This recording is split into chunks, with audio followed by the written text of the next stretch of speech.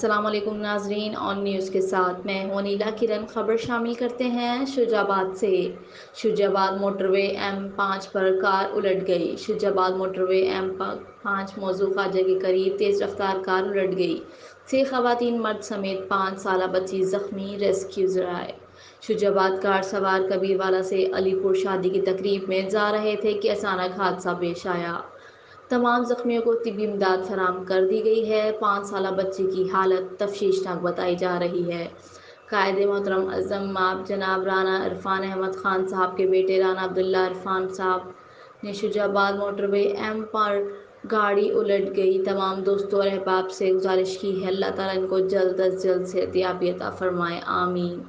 Report کرتے ہیں reporter محمد شکیل، آن news شجاع آباد۔ لائک کریں، کمنٹ کریں، شیئر کریں اور بیل آئیکن کو پریس کرنا مت بھولیں۔